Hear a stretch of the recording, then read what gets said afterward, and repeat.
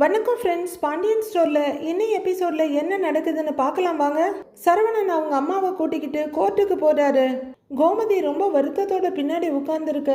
அம்மா, நீ வந்திருக்கணும்னு இல்லைம்மா, நானே போயிட்டு வந்திருப்பேங்கிறாரு சரவணன். கோமதி சரவணனை பார்த்துட்டு இருக்க. சீக்கிரமே எல்லாமே முடிஞ்சிருச்சுன்னா நல்லா இருக்குங்கிறாரு அவரு. சரவணா, சரவணா அப்படின்னு அவங்க அம்மா கூப்பிட அம்மாங்கிறாரு.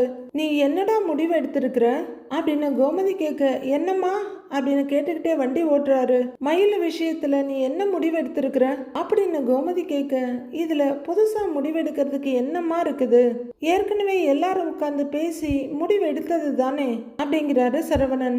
இல்ல, அப்ப இருந்த சூழ்நிலை வேற, இப்ப இருக்கிற சூழ்நிலை வேற அப்படின்னு கோமதி கேட்க, என்னம்மா சூழ்நிலை வேற? என்ன இப்ப மயில் நல்லவள் ஆயிட்டாளா? அவ பண்ணினதெல்லாம் இல்லைன்னு ஆயிடுமா அப்படின்னு கொஞ்சம் கோவமாவே கேட்கிறாரு. இல்லடா, அவ நல்லவளோ கெட்டவளோ அது ரெண்டாவது.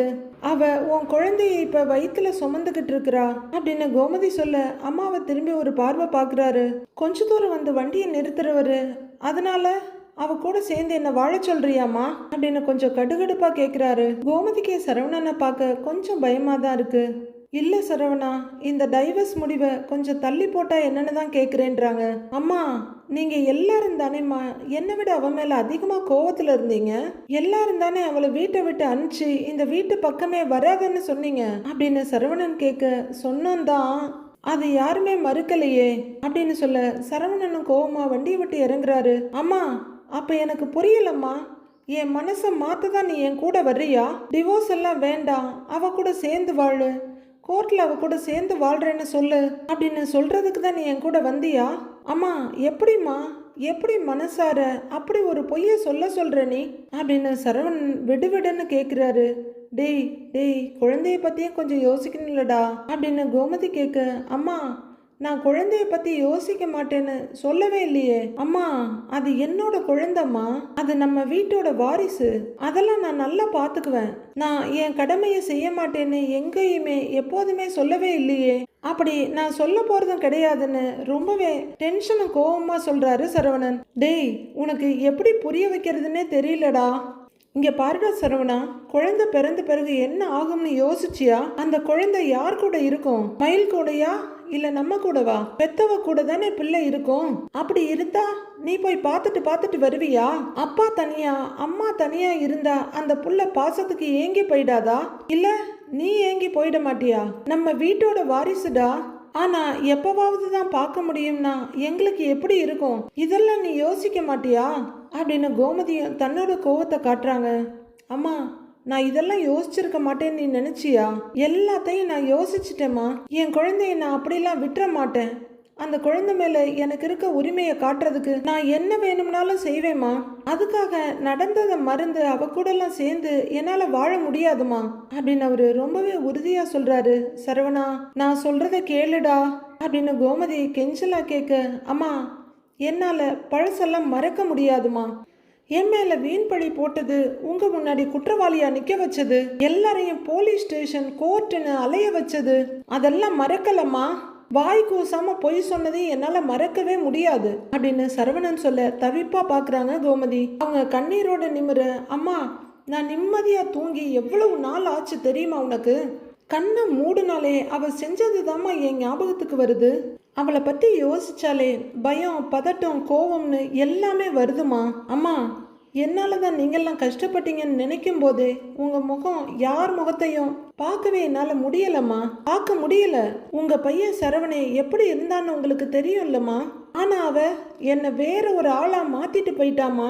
நான் பழைய மாதிரி ஆகணும்னா, ஓரளவுக்காவது நிம்மதியா இருக்கணும்னா அவ என் வாழ்க்கையை விட்டு போய்தாமா ஆகணும் அப்படின்னு தன்னோட அம்மா கோமதிக்கு மனசுல இருக்கதையும் சேர்த்து புரிய வைக்க முயற்சி பண்றாரு சரவணன். அவ்வளவையும் கேட்டுட்டு, சரவணா, கொஞ்சம் யோசிடா. இதோ பாரு, எந்த பாவமும் செய்யாத ஒரு உசுறு இந்த பூமிக்கு வரப்போகுது, அதை அழக்களிக்க கூடாதுடா அப்படின்றாங்க கோமதி. அம்மா, இப்படி ஒருத்தி கூட அந்த குழந்தை இருக்கக்கூடாதுன்னு நான் கோர்ட்ல சொல்லுவேம்மா அப்படின்னு சரவணன் சொல்ல கோமதி பயங்கர அதிர்ச்சியோட பாக்குறாங்க. பிறந்த அடுத்த நிமிஷமே அந்த குழந்தைய என் கையில கொடுத்துருங்கன்னு சொல்லுவேன் அப்படின்னு சரவணன் ரொம்ப கோவமா சொல்ல, டேய் டேய், என்னடா பேசுற? அது மாதிரி எல்லாம் நடக்குமா? அப்படின்றாங்க கோமதி. அம்மா, நடக்குதோ நடக்கலையோ அதுக்கான எல்லா முயற்சியையும் நான் எடுப்பேன். ஆனா அவ கூட சேர்ந்தெல்லாம் என்னால வாழ முடியாது. தயவு செஞ்சு அவளோட சேர்ந்து என்ன வாழ சொல்லாதம்மா, உன்னை கெஞ்சி கேக்குறேன் அப்படின்னு சரவணன் சொல்ல கோமதி என்ன சொல்றதுன்னு தெரியாம தவிப்பா பாக்குறாங்க. அம்மா, உன் பேச்சையும் சரி அப்பா பேச்சையும் சரி நான் ஒரு நாளும் தட்டுனதே இல்லை. இது வரைக்கும் இந்த செகண்ட் வரைக்கும் நீங்க கிழிச்ச கோட்டை தாண்டாம தான் வாழ்ந்துகிட்டு இருக்கேன். ஆனா இந்த விஷயத்துல மட்டும் என்ன தனியா முடிவெடுக்க விடுங்கம்மா அப்படின்னு சரவணன் ஸ்ட்ரிக்டா சொல்றாரு. ஒருவேளை அவ கூட சேர்ந்து வாழ வேண்டிய சூழ்நிலை வந்துச்சுன்னா நான் நானாவே இருக்க முடியாதுமா. என் சந்தோஷம் நிம்மதி எல்லாத்தையும் பறி கொடுத்துட்டு வெறும் பொணமா தாமா வாழ்ந்துட்டு இருப்பேன் அப்படின்னு சரவணன் சொல்ல கோமதி தவிக்கிறாங்க. இந்த பக்கம் பேசுறதா மகனுக்காக பாக்குறதா அப்படின்னு கண்ணீரோட நிக்க, நீங்க தயவு செஞ்சு அப்படி ஒரு தண்டனையை மட்டும் எனக்கு கொடுத்துறாதீங்கம்மா அப்படின்னு சரவணன் சொல்ல, சரவணா அப்படின்னு நிமிர்றாங்க கோமதி. இந்த ஒரு விஷயத்துல மட்டும் என் போக்குல என்னை விட்டுருங்கம்மா. உங்க பையன் நிம்மதியா சந்தோஷமா வாழணும்னு நினைச்சீங்கன்னா என் போக்குல என்னை விட்டுருங்கம்மான்னு அவரோட உரிமைக்காக போராடுறாரு சரவணன். கோமதி கண்ணீர் விட்டு கரைஞ்சிட்டு இருக்காங்க. அப்பவும் அவர் இலகல. மயில் எனக்கு வேண்டாமா, நம்ம வீட்டுக்கும் கண்டிப்பா வேண்டாமா அப்படிங்கிறாரு சரவணன். அப்பையும் கோமதி விடாம சரவணா அப்படிங்கிறாங்க. அம்மா, அவ என் வாழ்க்கையில இருந்து முழுசா போனா மட்டும்தான் நான் நிம்மதியா இருக்க முடியும்.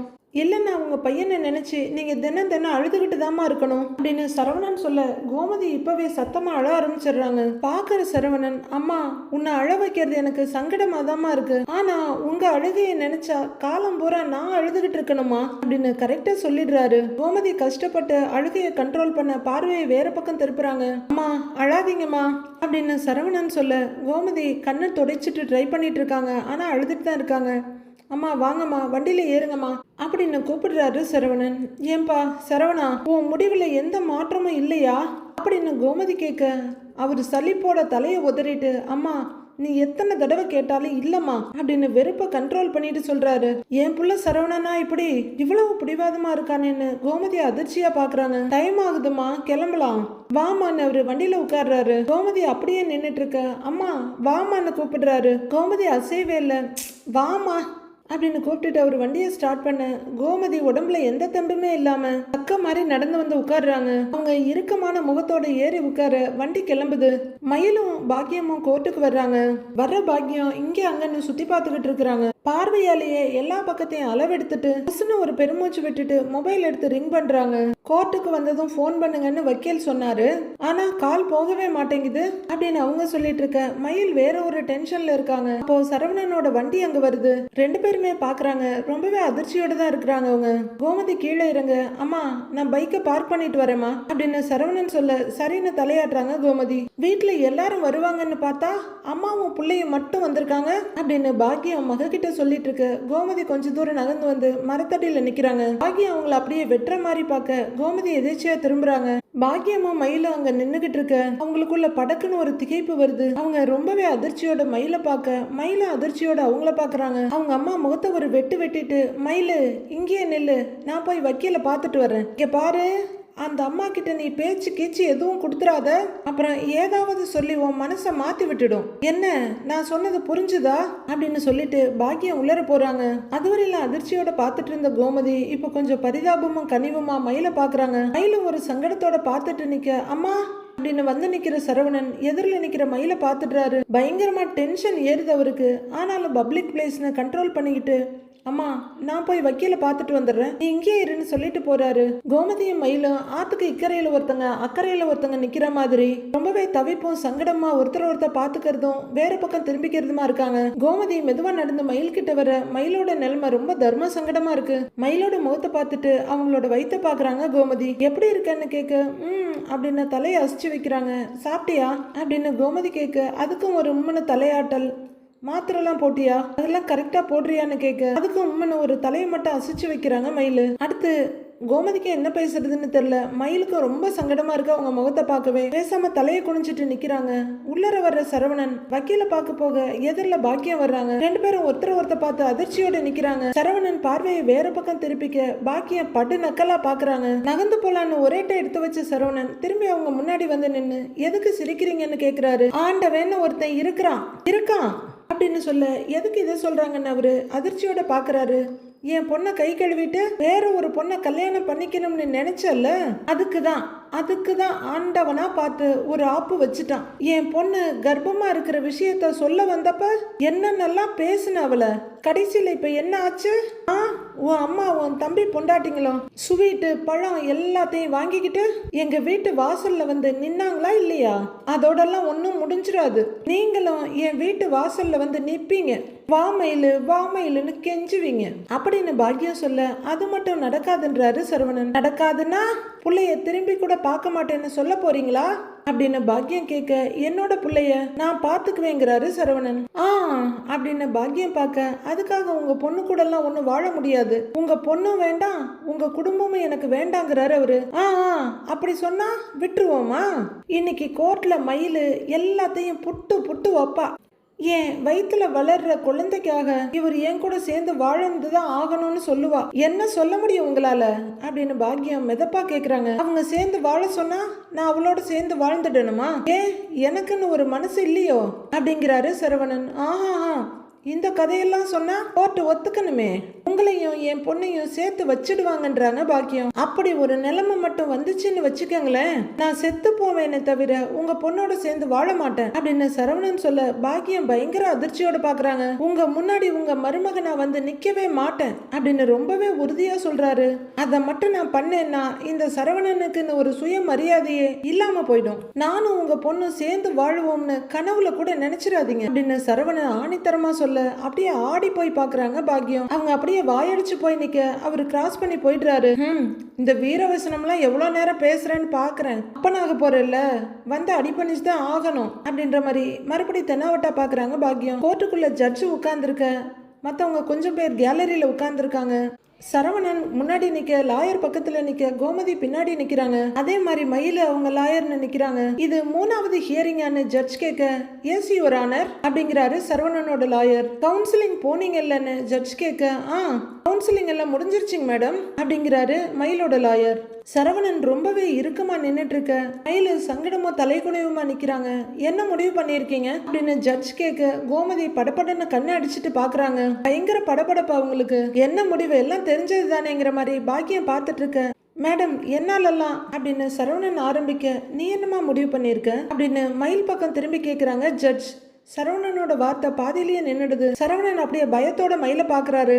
சொல்லுவா இருங்கன்ற மாதிரி பாக்கியம் பார்க்க, உன்னதாமா கேக்குறேன், என்ன முடிவு பண்ணிருக்கேன்னு ஜட்ஜ் கேக்குறாங்க. கோமதி அப்படியே படபடக்கிற மனசோட பாத்துட்டு இருக்காங்க. மயிலு சரவணனை அழுத்தமா ஒரு பார்வை பார்த்துட்டு, எனக்கு விவாகரத்து கொடுத்துருங்க மேடம் அப்படின்னு சொல்ல, சரவணன் பயங்கரமா அதிர்ந்து போறாரு. கோமதி ஐயோன்னு வாயில கைய வச்சிடுறாங்க. பாக்கியம் சொல்ல முடியாத அதிர்ச்சியில வெளுத்து போயிடுறாங்க. நீ தானேமா அவர் கூட சேர்ந்து வாழணும்னு சொன்ன அப்படின்னு ஜட்ஜ் கேட்க, சொன்னேன் தாங்க மேடம், ஆரம்பத்துல சொன்னேன் தான் அப்படின்னு மயிலு பேசிக்கிட்டு இருக்க, என்ன நம்பவே முடியாத மாதிரி இருக்கு, சுயநினைவோட தான் பேசிட்டு இருக்காளா அப்படின்னு அதிர்ச்சியும் ஆச்சரியமா பார்த்துட்டு இருக்காரு சரவணன். ஆனா பாக்கியம் அங்க இருந்து ஏதாவது சொல்ல துடிக்கிறாங்க, தவிக்கிறாங்க. ஆனா இப்ப என் முடிவை மாத்திக்கிட்டேன்னு மயிலு சொல்ல, இதுக்கு மேல தாங்காதுன்னு பாக்கியம், ஏய் மயிலு என்னாடி அப்படின்னு கத்துறாங்க. அம்மா சும்மா இருங்கம்மா அப்படின்னு லாயர் சொல்ல, ஐயா அவ என்னங்கய்யா சொல்லிட்டு இருக்கா அப்படின்னு அவங்க கத்த, அமைதியா உட்காருங்கன்னு சொல்லிட்டு இருக்கேன்ல அப்படின்னு வாயில விரல வச்சு அமைதியா இருங்கன்ற மாதிரி மிரட்டுறாரு வக்கீல். பாக்கியத்துக்கு மூச்சு கூட விட முடியல, அவ்வளவு தவிப்பா இருக்கு. கோவத்தோட பாத்துட்டு இருக்க மயிலோட லாயர் ஜட்ஜை பாக்குறாரு. நீ நல்லா யோசிச்சுதான் இந்த முடிவை எடுத்திருக்கியான்னு கேக்குறாங்க ஜட்ஜ். நல்லா யோசிச்சுட்டேங்க மேடம் அப்படிங்கிற மயிலு சரவணனை பார்க்க, அவரு இன்னமும் அதிர்ச்சியோட தான் பாக்குறாரு. என்னடா கரடிய நம்மள வேணான்னு காரி துப்பிருச்சு அப்படின்னு நம்ப முடியாம இருக்க அவர் பார்வை. பாக்கியம் எப்படியாவது தடுத்துற முடியாதான தவிப்பா பார்த்துட்டு இருக்க, இவர் என் மேல நிறைய குற்றச்சாட்டுகள் வச்சிருக்காரு, அந்த குற்றச்சாட்டுகள் எல்லாமே உண்மைதான் அப்படின்னு மயில சொல்ல, அவங்க அம்மாவுக்கு டென்ஷன் ஏறிட்டு இருக்கு. எங்க வீட்டுல நிறைய பொய் சொல்லி இவருக்கும் எனக்கும் கல்யாணம் பண்ணி வச்சுட்டாங்க அப்படின்னு மயில சொல்லிட்டு இருக்க, பாக்கியத்தோட நிலைமைய சொல்லவே முடியாது.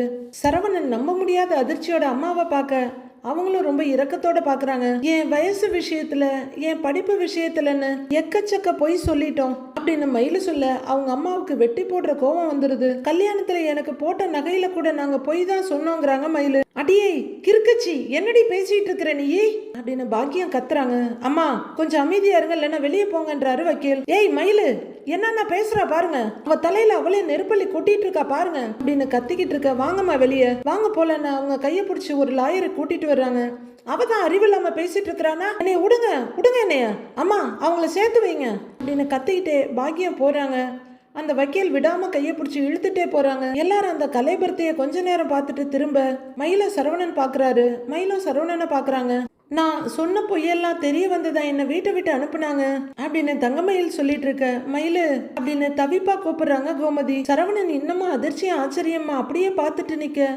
அப்ப கூட அந்த வீட்டுல யாரும் என்ன மோசமாலாம் நடத்தல, மரியாதையா என்ன எங்க வீட்டுல கொண்டு போய் தான் விட்டாங்க அப்படின்னு மயில சொல்ல சரவணன் அதிர்ச்சியை நம்ப முடியாம அவங்க அம்மாவை பாக்குறாரு. ஜட்ஜி எழுதுறதுக்கு பேனா எடுக்கிறாங்க. கோமதி கண்ணீரோட பாக்குறாங்க.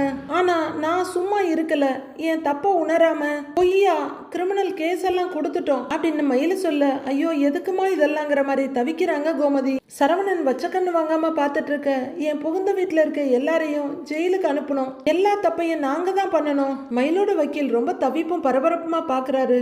இவ்வளோ பொய்ய சொல்லிட்டு வாழ போற வீட்டுக்கு அவ்வளோ பிரச்சனையை கொடுத்துட்டு என்னை ஏத்துக்கோங்கன்னு சொல்றது எனக்கு சரியா படல அப்படின்னு மயில சொல்ல அவ்வளவு நல்லவளா நீன்ற மாதிரி சரவணன் பாக்குறாரு. இவரை என் கூட சேர்ந்து வாழ சொல்றதுக்கு என் மனசும் இடம் கொடுக்கல அப்படின்னு மயில சொல்ல கோமதி கண்ணீரோட பாக்குறாங்க. சரவணன் கண்ணை இமைக்காம பாக்குறாரு. பண்ணின தப்ப நான் உணர்ந்துட்டேங்க மேடம், நான் இந்த கல்யாண பந்தத்துல இருந்து விலகுறேன் அப்படின்னு மயில சொல்லிட சரவணனுக்கு பயங்கர அதிர்ச்சியா இருந்தாலும் ஒரு சின்ன நிம்மதி பெருமூச்சு அவர் உடம்பு ஃபுல்லா ஓடுது. கோமதி இரக்கத்தோடையும் அதிர்ச்சியோடையும் மயில பாக்க மயில் எல்லாரையும் உறுதியா பாக்குறாங்க. பாக்கியத்தை அவங்க வெளியே கூட்டிட்டு வந்துற. ஏமா விடுங்கம்மா என்னைய, அவ எப்படி பேசுறன்னு பாத்தீங்களா இல்லையா, வயித்துல புள்ளைய வச்சுக்கிட்டு அப்படின்னு பாக்கியம் கத்த. அம்மா கொஞ்சம் அமைதியா இருங்கம்மா, இப்படி கத்தாதீங்கன்றாங்க வக்கீல். வயித்துல புள்ளைய வச்சுக்கிட்டு பேசுற பேச்சா இதெல்லாம், ஐயோ புள்ளைய தனியா வளர்த்துருவாளாவ அப்படின்னு பாக்கியம் கத்த. மா கோர்ட்ல இப்பெல்லாம் கத்தக்கூடாதுமான்றாங்க வக்கீல். கிளிப்பிள்ளைக்கு சொல்லி கொடுக்குற மாதிரி சொல்லி கொடுத்து கூட்டிக்கிட்டு வந்த எல்லாத்தையும் கெடுத்துட்டா கேடு கெட்டவ அப்படின்னு கத்துறாங்க அவங்க அம்மா. சத்தம் போடாம கொஞ்சம் அமைதியா இருங்கம்மா அப்படின்னு லாயர் பாக்கியத்தை கண்ட்ரோல் பண்ணிட்டு இருக்காரு. சொல்லுங்க சரவணன், என்ன முடிவு பண்ணிருக்கீங்க அப்படின்னு ஜட்ஜ் இப்ப சரவணன் கிட்ட திரும்பி கேக்குறாங்க.